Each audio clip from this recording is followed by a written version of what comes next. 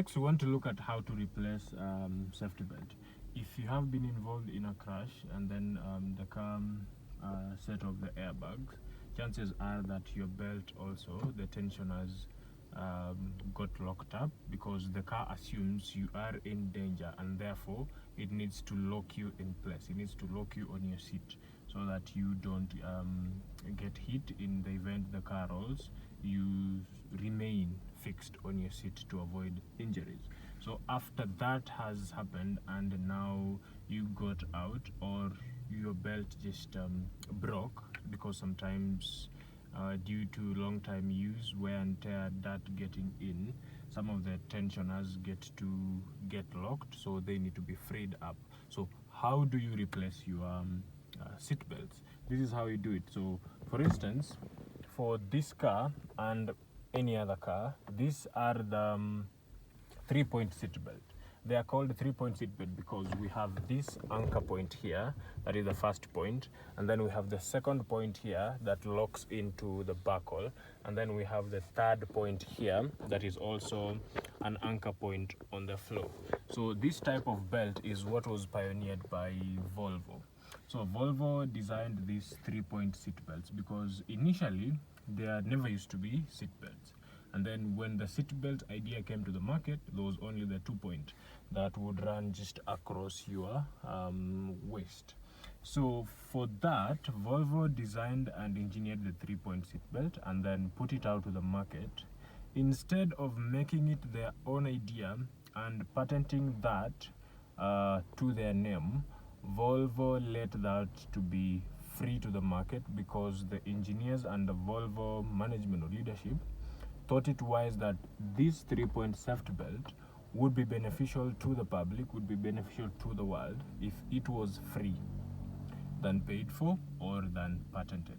That is why every other manufacturer adopted this 3-point seat belt, because of the results they had achieved through crash tests and through actual crashes. So to get it out, first of all, you need to get to the body panel, this one here, and then they're just little plastic tabs that you can pull them away and get them off.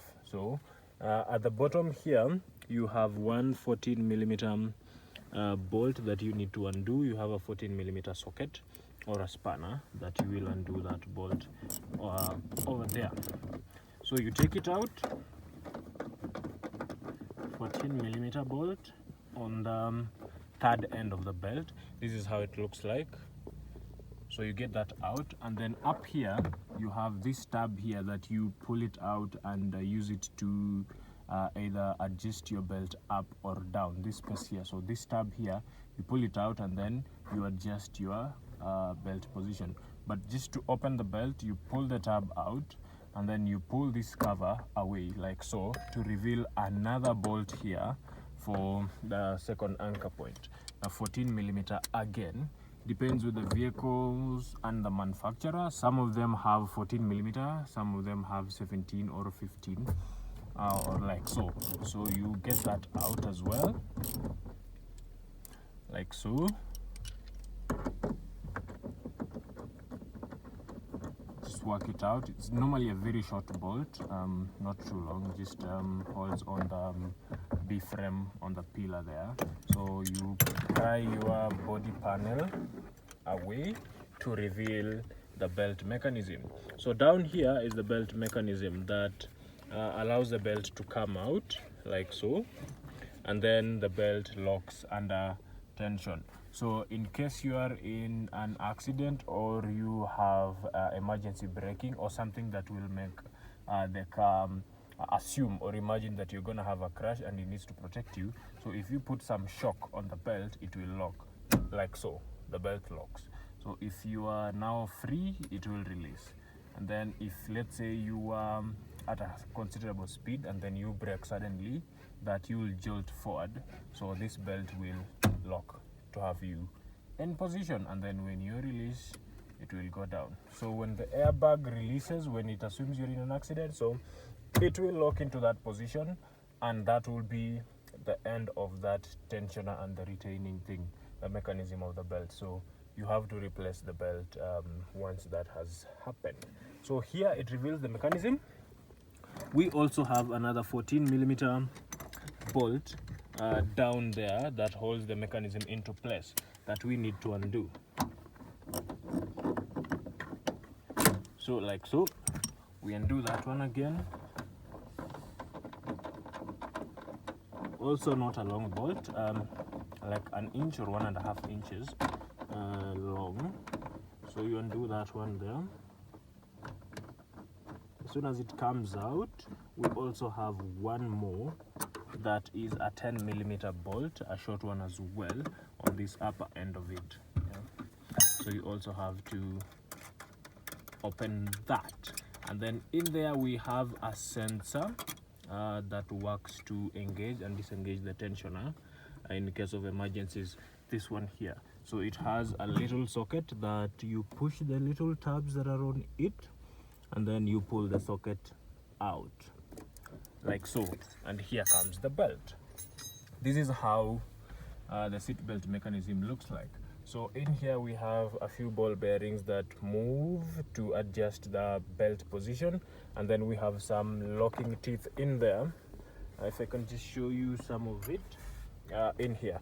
So we have a mechanism gear that rolls around here, and then when there is shock, it locks into these teeth, and then when the shock is over, when it's now free, the ball bearings move to just push the lock out of this locking mechanism, and that is how the belt works. So if you just be gentle on it, it will come, all of it. When you have some shock on it, it will lock like so, and this is how the belt is. So replacing it, the reverse of what we've done. So get the belt, correct order, right or left, put the belt back into that position.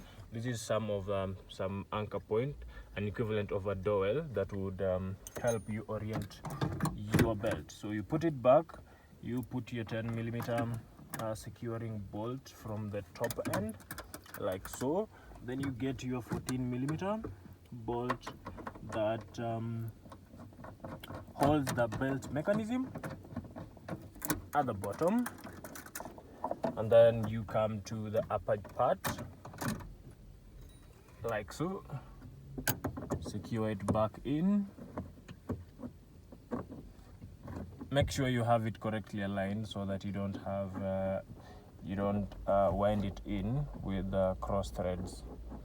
It will have problems if at all it goes in crisscrossed. So you take that one in, and then you bring the panel back after you've done all of those, and have retained back the socket for the tensioner emergency sensor, and then the clip back, the body panel back, and then this last part comes on top of the panel and into the body frame. And that is how you replace a safety belt, and that is how simply safety belt mechanisms work, and that is how they keep you safe. On to the next challenge, on to the next video. See you there. If you're new here, consider subscribing, like it, share it with your friends, and make sure that everybody around you gets to know some of these safety features, gets to know some of these DIY videos that we are putting out on the channel. Thank you.